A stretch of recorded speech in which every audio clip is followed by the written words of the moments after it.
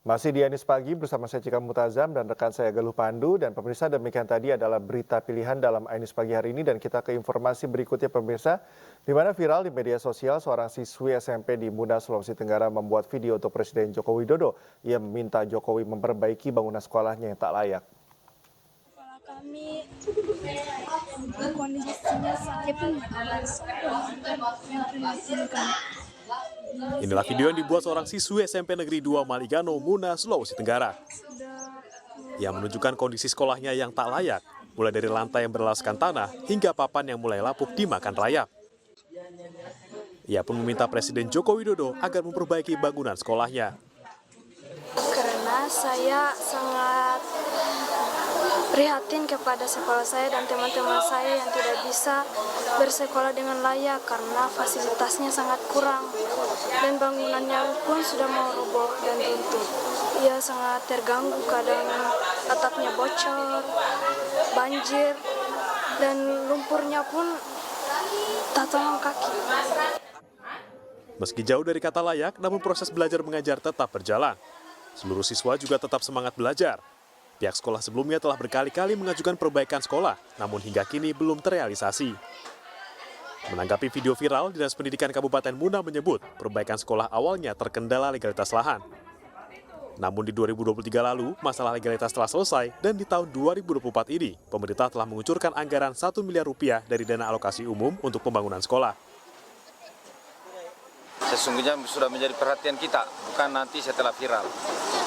Hanya kita berusaha untuk melegalitaskan dulu status tanahnya. Dan alhamdulillah tahun 2023 legalitas tanahnya sudah jelas oleh Bapak Bupati, dalam hal ini Dr. Andus Haji Bahrun MSI, TAPD Pak Sekda. Kami berkoordinasi, ya diperintahkan, ayo segera untuk dianggarkan untuk sekolah itu. Dan alhamdulillah tahun ini kita sudah anggarkan di tahun 2024 yang sebentar lagi akan dimulai pembangunannya. Pemerintah Kabupaten Muna berjanji dalam waktu dekat seluruh bangunan sekolah akan diperbaiki untuk menunjang pendidikan yang layak untuk para siswa. Dari Muna, Sulawesi Tenggara, Andi Eba, iNews melaporkan. Rangkaian kedua kereta Autonomous Rail Transit atau kereta tanpa rel untuk Ibu Kota Nusantara kembali tiba di Pelabuhan Semayang, Balikpapan, Kalimantan Timur. Rencananya kereta tanpa rel akan diuji coba Presiden Joko Widodo 5 Agustus mendatang.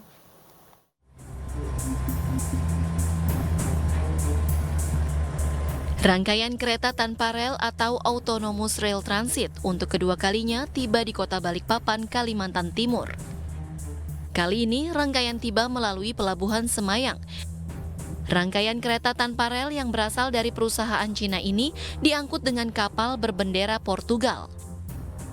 Rangkaian kedua ini melengkapi rangkaian pertama yang telah tiba lebih dulu akhir Juli lalu. Transit Autonomous Rail Transit atau Transit ART yang mana merupakan bagian daripada program Kementerian Perhubungan dalam rangka akan digunakan di Sumbu IKN pada saat nanti pelaksanaan kegiatan Agustus di IKN nantinya.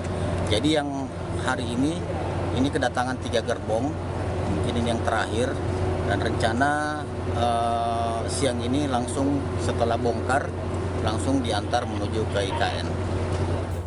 Tram otonom merupakan lompatan penggunaan teknologi baru di dunia transportasi Indonesia, yakni kereta tanpa rel. Tram otonom dioperasikan menggunakan baterai yang disubstitusikan dengan marka jalan dan magnet sehingga ampuh mengurangi emisi gas rumah kaca dan hemat energi. Moda transportasi ini akan beroperasi sebagai kendaraan pengumpan atau feeder bagi peserta upacara Hari Kemerdekaan Republik Indonesia. Sementara uji coba akan dilakukan pada 5 Agustus mendatang oleh Presiden Joko Widodo. Dari Balikpapan, Kalimantan Timur, Mukmin Aziz, iNews melaporkan. Sementara itu, sidang Kabinet Perdana di Ibu Kota Nusantara akan digelar pada 12 Agustus 2024. Seluruh Menteri Kabinet Indonesia Maju dijadwalkan hadir. Sidang Kabinet Perdana di IKN akan digelar 12 Agustus 2024, meskipun masih menunggu kesiapan seluruh sarana dan prasarana. Presiden Joko Widodo meminta seluruh Menteri Kabinet Indonesia Maju hadir dalam rapat. Menteri Pertahanan sekaligus Presiden terpilih Prabowo Subianto dipastikan akan hadir. Sementara itu pada 11 hingga 14 Agustus Presiden Joko Widodo akan melakukan groundbreaking sejumlah proyek di IKN. Sementara pada 13 Agustus Presiden akan memanggil kepala daerah ke IKN. Menginap kalau saya mulai mungkin tanggal 9 sudah di sana. Di rumah dinas sudah, Pak? Ya, yang menteri-menteri lainnya mungkin hanya mandi, ada juga yang sedang tergantung beliau-beliau. Nah, untuk rumah dinas sendiri Pak udah selesai semuanya? Belum. Kalau untuk Agustus ini baru 14. Nah, 14 kan tiap rumah ada 3 kamar. Dan di kamar 1 kamar utama, 2 kamar, 3 kamar di bawah. Menteri Pertahanan Republik Indonesia sekaligus Presiden Republik Indonesia terpilih, Prabowo Subianto menemui Presiden Jokowi di Istana Kepresidenan Jakarta Jumat siang. Prabowo melaporkan hasil kunjungan kerjanya ke luar negeri selama sepekan terakhir.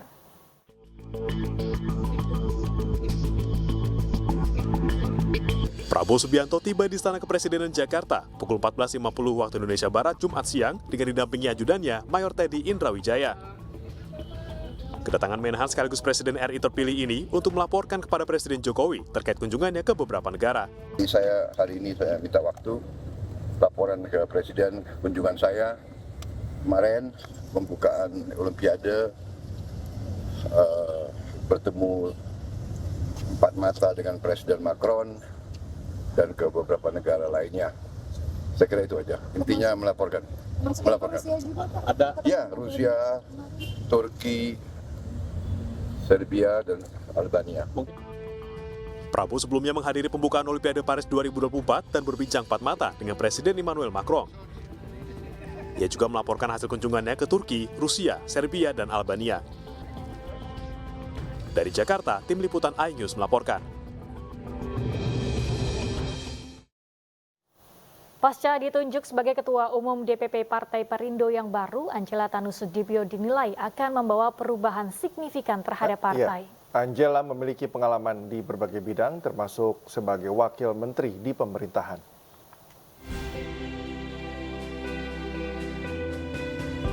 Mukernas menjadi momen bagi Partai Perindo untuk bertransformasi. Dalam momen ini, tampuk kepemimpinan partai pun diserahkan Haritanu Sudibyo kepada Angela Tanusudibyo. Diserahkannya tugas sebagai Ketua Umum kepada Angela Tanusudibyo tentu bukan tanpa alasan. Pengamat politik bahkan menilai Angela Tanusudibyo akan membawa perubahan besar dalam tubuh partai. Memiliki banyak pengalaman termasuk sebagai Wakil Menteri Parekraf, Angela diyakini mampu menjadikan Partai Perindo sebagai partainya anak muda Indonesia. Perindo punya keputusan yang harus dilakukan, yaitu untuk melakukan regenerasi yang lebih baik. Karena dalam survei-survei yang kita lakukan dalam pendekatan riset, yaitu ceruk segmen pemilih anak muda itu memang semakin besar kolomnya dibanding yang lain. Butuh kemampuan komunikasi yang baik untuk bisa menemukan titik solusi di antara kebutuhan dan kepentingan masyarakat lintas usia, tidak hanya terkait dengan orang-orang muda saja. Kini Angela Tanusudibyo sebagai Ketua Umum memiliki tantangan besar dalam mempersiapkan kader-kader terbaiknya untuk menambah suara partai dan lolos ke parlemen. Tim Liputan iNews melaporkan.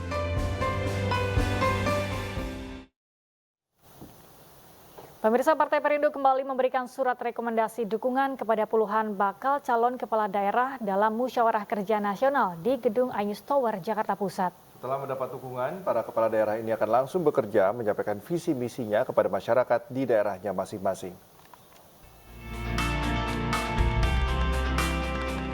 Setelah resmi mengantongi surat rekomendasi dukungan calon Bupati Bangka Mulkan dan calon Bupati Kebahian Zurdinata, akan langsung tancap gas mensosialisasikan program unggulannya kepada masyarakat. Perbaikan pada pelayanan publik, pendidikan, kesehatan, serta infrastruktur menjadi fokus utama untuk memajukan daerah. Terutama untuk memberikan suatu pelayanan yang prima, yang terbaik, dan juga untuk memajukan daripada kesejahteraan daripada masyarakat kita yang ada di daerah kita. Tentunya ya pertama-tama pendidikan, kesehatan, infrastruktur, itu urusan wajib itu. Jadi kita tingkatkan mutu pendidikan, kesehatan, termasuk juga pembangunan infrastruktur. Para calon kepala daerah ini juga berkomitmen untuk mewujudkan visi misi Partai Perindo dalam mensejahterakan masyarakat Indonesia. Dan insya Allah Dumai akan mengikuti visi misi dari Perindo. Dan kita akan sukseskan bagaimana rakyat Dumai khususnya Indonesia pada umumnya insya Allah sejahtera. Tentu kita akan membangun parigimoto yang lebih baik ke depan, mensejahterakan masyarakat seperti apa yang disampaikan Ketua Umum tadi Pak Tutano, bagaimana wilayah kita bisa lebih sejahtera lagi. Setelah menyatakan dukungannya, seluruh pengurus, kader, dan simpatisan Partai Perindo akan bekerja keras turun ke tengah masyarakat untuk memenangkan Pilkada serentak pada November 2024 mendatang. Tim Liputan iNews melaporkan. Kita beralih ke informasi lain pemirsa, semangat ramah lingkungan diusung ribuan pelari dalam lomba lari yang digelar pada 6 Oktober 2024 mendatang. Lomba lari ini berhadiah uang tunai senilai total Rp730 juta serta mobil listrik.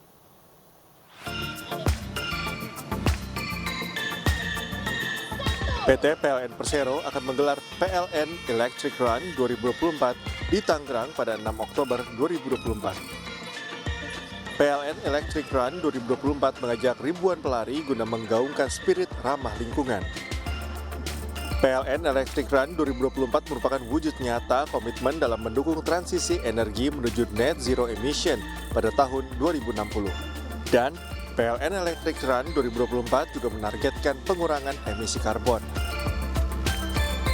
Electric Run ini kita ingin bagaimana mengajak masyarakat supaya kemudian apa yang kita sebut dan kita canangkan sebagai tujuan bersama untuk mencapai emisi nol di tahun 2060 atau lebih cepat itu bisa kita wujudkan dalam suasana yang lebih gembira bersama dengan keluarga, bersama dengan teman, bersama dengan sahabat dalam bentuk Electric Run. Seperti penyelenggaraan Electric Run 2023, tahun ini PLN juga menyediakan hadiah fantastis dengan total hadiah sebesar Rp730 juta. Khusus para runners yang dapat memecahkan rekor timing half marathon Indonesia akan mendapatkan hadiah mobil listrik. Tak hanya itu, PLN juga menyediakan lucky draw 5 sepeda motor listrik, smartwatch, dan berbagai hadiah menarik lainnya. Dari Jakarta, Abdul Aziz, iNews melaporkan. Piala Presiden 2024 tidak hanya menjadi ajang kompetisi sepak bola, namun juga memberikan hiburan bagi masyarakat Kota Solo. Inilah yang dirasakan salah satu pendukung fanatik hingga rela membawa anak-anaknya untuk menonton pertandingan.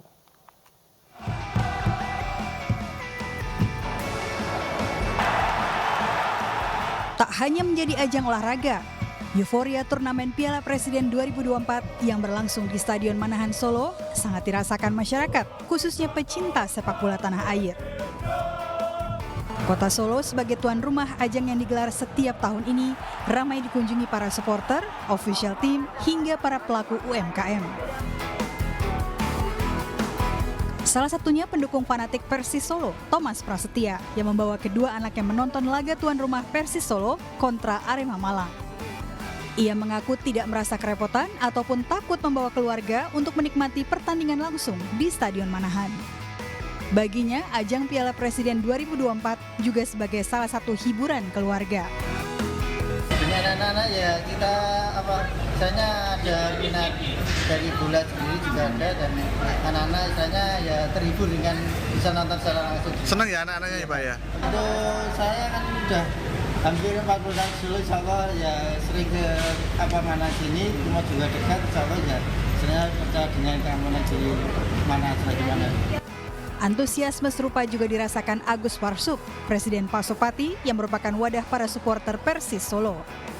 Agus bersama supporter fanatik Pasopati bersyukur Solo menjadi tuan rumah semifinal dan final turnamen Piala Presiden 2024. Yang pasti kita optimis sih Mas, optimis, dan kemarin alhamdulillah banget akhirnya ada sedikit perubahan. Sebenarnya juga bukan perubahan sih ya, soal aturan tuan rumah itu. Sebenarnya udah ada di regulasi ternyata, dan kita emang ya sudah sepantas jadi tuan rumah dan teman-teman bisa full support Persis Solo. Pelaksanaan penyisihan Piala Presiden 2024 telah berlangsung di dua daerah, yakni Grup A di Bandung, Jawa Barat, dan Grup B di Gianyar, Bali. Kesuksesan Kota Solo dalam pelaksanaan turnamen Piala Presiden 2024 diharapkan menjadi tolak ukur penyelenggaraan event serupa di tempat lain. Dari Surakarta, Jawa Tengah, Septiantoro, iNews melaporkan.